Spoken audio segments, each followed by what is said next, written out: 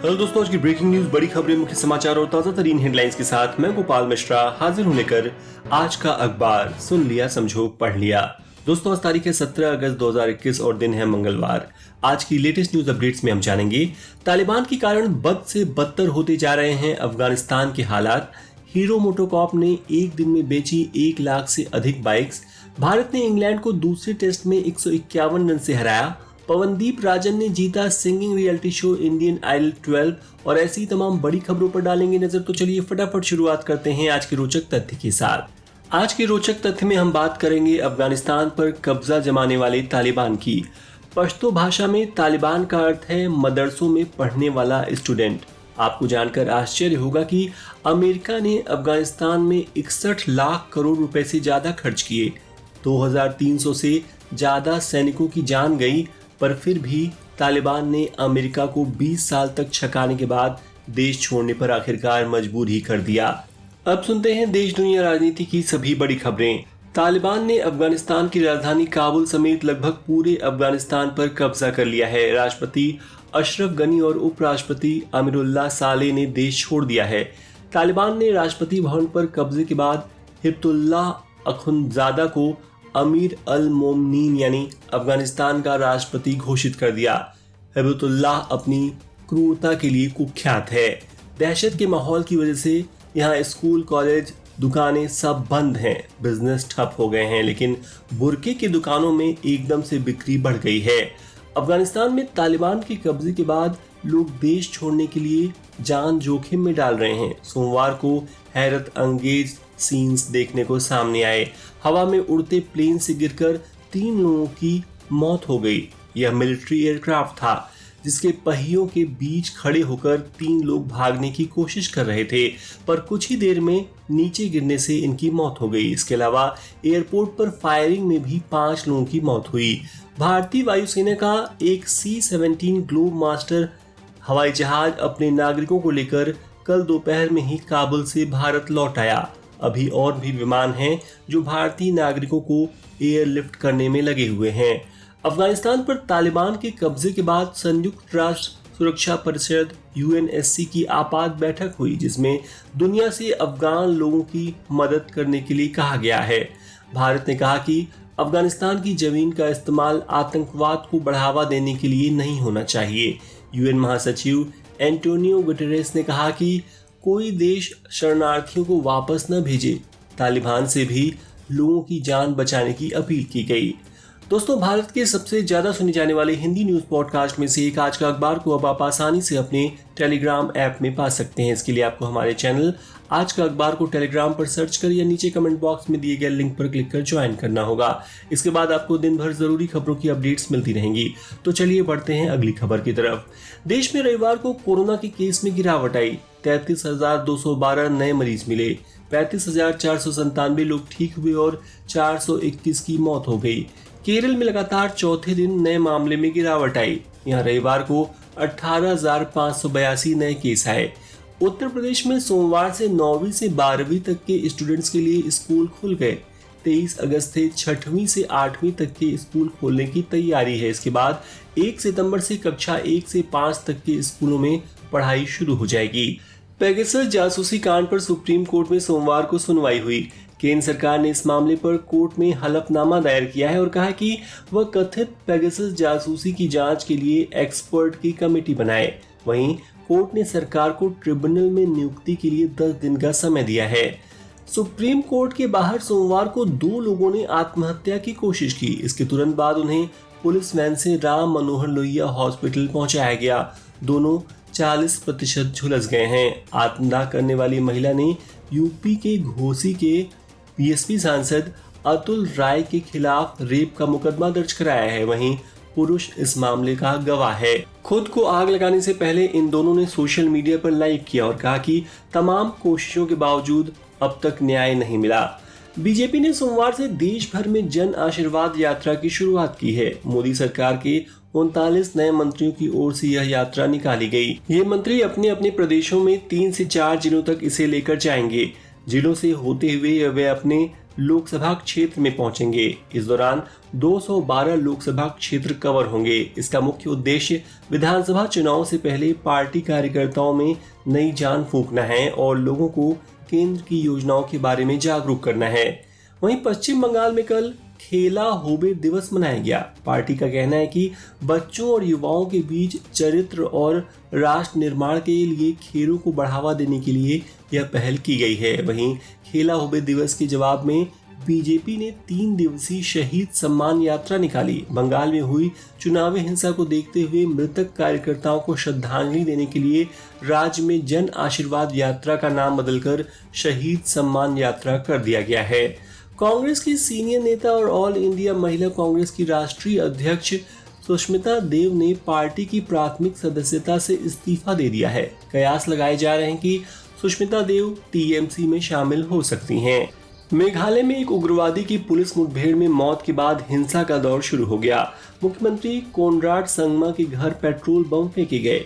घटना रविवार की है, हालांकि इसमें कोई घायल नहीं हुआ। शिलोंग में 2 दिन कर्फ्यू लगा दिया गया है। दरअसल उग्रवादी ने समर्पण कर दिया था, लेकिन फिर भी पुलिस ने उसे एनकाउंटर में मार दिया। एनकाउंटर के विरोध में गृह मंत्री लहकमन रिम्बुई ने भी इस्तीफा दे दिया है।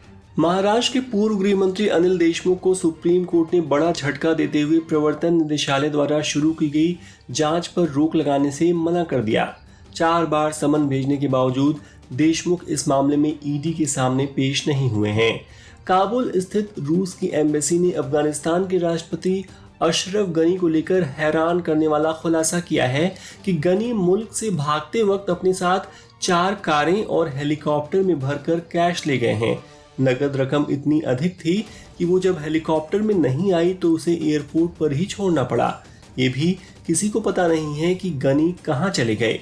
पाकिस्तान के प्रधानमंत्री इमरान खान ने एक बार फिर साबित कर दिया है कि वे तालिबान के कितने बड़े समर्थक हैं। सोमवार को इस्लामाबाद में एक प्रोग्राम के दौरान इमरान ने कहा, तालिबान ने वास्तव में गुलामी की जंजीरों को तोड़ दिया है।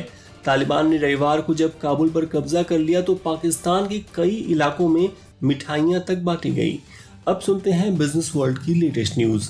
वित्त मंत्री निर्मला सीतारमण ने पेट्रोल डीजल की बढ़ी कीमतों के लिए पिछली यानी यूपीए सरकार को जिम्मेदार ठहराया। उन्होंने कहा कि हम उनके बोझ को ढो रहे हैं। ऐसे में पेट्रोल डीजल पर एक्साइज ड्यूटी घटाने की संभावना बहुत कम है। ये बात उन्होंने तमिलनाडु सरकार की ओर से 1 लीटर पेट्रोल की कीमत 3 रुपए घटाने से जुड़े सवाल के जवाब में दी। हफ्ते के पहले कारोबारी दिन बाजार की फ्लैट शुरुआत हुई, लेकिन कारोबार के दौरान सेंसेक्स ने 55,680 और निफ्टी ने 16,585 का रिकॉर्ड स्तर छुआ और अंत में सेंसेक्स 145 अंकों की तेजी के साथ 55,582 और निफ्टी 33 अंकों की तेजी के साथ 16,563 पर बंद हुआ। पिछले हफ्ते की गिरावट के बाद कल सोमवार को सोना चांदी की चमक बढ़ी। सर्राफा बाजार में सोना 337 रुपए महंगा होकर 47,039 रुपए प्रति 10 ग्राम पर पहुंच गया है। वहीं चांदी 435 रुपए की बढ़त के साथ 63,047 रुपए प्रति किलोग्राम पर पहुंच गई है। राधा किशन दमानी की कंपनी एवेन्यू सुपरमार्ट्स का शेयर सोमवार को बीएसई पर कारोबार के दौरान नए रिकॉर्ड स्तर पर पहुंच गया। इसके साथ ही कंपनी मार्केट कैप में एक्सिस बैंक और एल&टी यानी लार्सन एंड टूब्रो को पीछे छोड़ देश की 16वीं सबसे मूल्यवान कंपनी बन गई है। अडानी ग्रुप भी अब सुपर ऐप लाने की तैयारी कर रहा है। इस पर वह अपनी ग्रुप कंपनियों के साथ दूसरी कंपनियों की सेवाओं और प्रोडक्ट को ऑफर करेगा। अडानी का कहना है कि वे दुनिया का सबसे अच्छा सुपर ऐप बनाएंगे।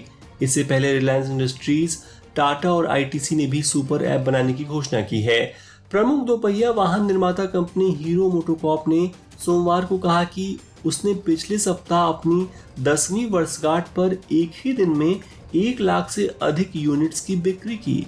इससे पहले कंपनी होंडा के साथ टाई अप कर हीरो होंडा ब्रांड नाम से गाड़ियां बेचती थी। कोरोना संकट के दौर में भारी छटनी का सामना कर चुके ट्रैवल इंडस्ट्रीज की रौनक बढ़ने लगी है। पिछले 6 से 8 हफ्तों में मेक माई ट्रिप, क्लियर ट्रिप और एक्सिगो जैसी कंपनियों ने नए स्टाफ की नियुक्तियां शुरू कर दी हैं। अब सुनते हैं खेल जगत के मुख्य समाचार। भारत ने इंग्लैंड को दूसरे टेस्ट में हराकर 5 टेस्ट की सीरीज में 1-0 की बढ़त ले ली है। लॉर्ड्स टेस्ट में टीम इंडिया ने इंग्लैंड को 151 रन से हराया। जसप्रीत बुमराह और मोहम्मद शमी की 89 रन की नाबाद साझेदारी की बदौलत भारत ने 272 रन का टारगेट दिया था। इसके जवाब में इंग्लिश टीम 120 रन पर ही ऑल आउट हो गई। दूसरी पारी में मोहम्मद सिराज ने 4 विकेट लिए। उन्होंने Jos Buttler, Moeen Ali, Sam Curran और जेम्स एंडरसन को आउट किया, जबकि बुमराह को 3, ईशांत को 2 और शमी को 1 विकेट मिला। भारतीय पेस बॉलर्स ने दोनों पारी मिलाकर कुल 19 विकेट लिए। लोकेश राहुल ने पहली पारी में 129 रन बनाए थे। इसके लिए उन्हें man of the match award मिला। ट्रेंट ब्रिज में खेला गया पहला टेस्ट ड्रॉ रहा था। प्रधानमंत्री नरेंद्र मोदी ने कल सोमवार को टोक्यो ओलंपिक में हिस्सा लेने वाले सभी खिलाड़ियों से अपने आवास पर मुलाकात की। प्रधानमंत्री एथलीटों को उनके शानदार प्रदर्शन के लिए सम्मानित करते नजर आए। पीएम मोदी ने खिलाड़ियों का सम्मान करने से पहले सभी के साथ ब्रेकफास्ट भी किया। साथ ही उन्होंने ब्रॉन्ज मेडल जीतने वाली पीवी सिंधु के साथ आइसक्रीम खाने का वादा भी पूरा किया। अफगानिस्तान में तालिबानी शासन आ चुका है। मौजूदा हालात के बीच यह सवाल भी उठ रहे हैं कि क्या चंद माह बाद होने वाले वर्ल्ड T20 में अफगानिस्तान की टीम नजर आएगी। टीम के मीडिया मैनेजर हिकमत हसन की माने तो टीम वर्ल्ड कप तो खेलेगी ही, इससे पहले अफगानी टीम ऑस्ट्रेलिया, वेस्ट इंडीज के खिलाफ त्रिकोणीय सीरीज भी खेलेगी। उपलब्ध खिलाड़ियों के साथ अगले कुछ दिनों में काबुल में प्रैक्टिस शुरू हो जाएगी। दोस्तों, आगे बढ़ने से पहले आपसे एक छोटी सी रिक्वेस्ट करना चाहूंगा कि यदि आज का अखबार आपको पसंद आ रहा हो तो प्लीज इसे उन मित्रों के साथ जरूर शेयर करें जो बिना समय गंवाए दिन भर की बड़ी खबरों को सुनना चाहते हो। आपके कमेंट्स और शेयर्स हमारे लिए बहुत मायने रखते हैं और हम इसके लिए आपके आभारी हैं। साथ ही रिक्वेस्ट है कि स्क्रीन पर दिख रहे फॉलो बटन को प्रेस कर अच्छी खबर चैनल को फॉलो कर लें और नोटिफिकेशंस पाने के लिए बेल आइकन पर टैप कर दें। अब सुनते हैं मनोरंजन जगत की कुछ बड़ी खबरें। Singing reality show Indian Idol 12 की ट्रॉफी उत्तराखंड के पवनदीप राजन ने अपने नाम कर ली है। पवनदीप को ट्रॉफी के अलावा इनाम में एक कार और 25 लाख रुपए भी मिले हैं। इंडियन आइडल जीतने के बाद अब वे अरुणिता, कांजीलाल और शो के सभी कंटेस्टेंट्स के साथ 10 दिन के लिए केदारनाथ की ट्रिप पर जाएंगे।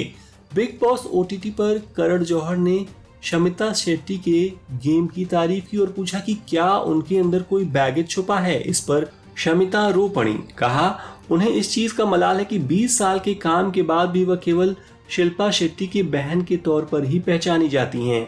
उन्हें इसी वजह से कभी कभी बहुत इमोशनल बैगेज महसूस होता है कि इतने सालों बाद भी वह अपनी खुद की आइडेंटिटी के लिए स्ट्रगल कर रही हैं।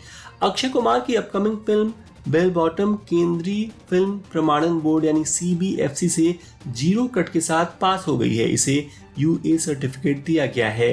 फिल्म 2 घंटे 5 मिनट की होगी। यह 1984 में हुए प्लेन हाईजैक पर आधारित है, जिसमें इंदिरा गांधी को भी दिखाया जाएगा।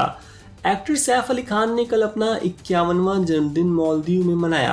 करीना कपूर खान ने मालदीव से फोटो शेयर कर लिखा, happy birthday to the love of my life, अनंत काल तक तुम्हारे साथ रहूं, बस मैं यही चाहती हूँ। और अब आज की रोचक खबर। जब किस्मत मेहरबान हो तो कुछ भी हो सकता है। दक्षिण कोरिया में एक शख्स ने ऑनलाइन सेकेंड हैंड रेफ्रिजरेटर खरीदा, जिसके निचले हिस्से से लगभग 1 करोड़ रुपए मिले हैं, जिन्हें किसी ने टेप की मदद से फ्रिज के नीचे छिपाया हुआ था। हालांकि शख्स ने ईमानदारी दिखाते हुए पूरी रकम पुलिस को सौंप दी। अब अगर पैसों के असल मालिक का पता नहीं चलता है तो वहां के कानून के मुताबिक पूरी रकम उस शख्स को लौटा दी जाएगी जिसे वह मिली थी।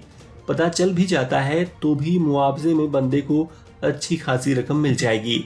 तो दोस्तों, ये हो गई आज के प्रमुख समाचार पत्रों में छपी ताजा तरीन खबरें। अब समय है कल पूछे गए प्रश्न का उत्तर देने का। कल मैंने पूछा था, पीएम मोदी ने हर साल किस दिन विभाजन विभीषिका स्मृति दिवस मनाने का ऐलान किया है? 14, 15 या 16 अगस्त? सही जवाब है 14 अगस्त। जिन्होंने भी सही उत्तर दिया उन्हें बधाई। और अब आज का सवाल है कि किस क्रिकेट ग्राउंड को द मैक्का ऑफ क्रिकेट कहा जाता है?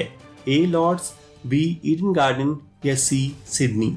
कृपया कमेंट के माध्यम से अपना उत्तर जरूर दें। आज का अखबार अंत तक सुनने के लिए आपका बहुत बहुत धन्यवाद। And once again I request you to please follow our channel and share this podcast with your friends. तो कल फिर होगी मुलाकात, क्योंकि हर दिन हर बार लेकर आता हूं मैं आज का अखबार। तब तक के लिए नमस्कार।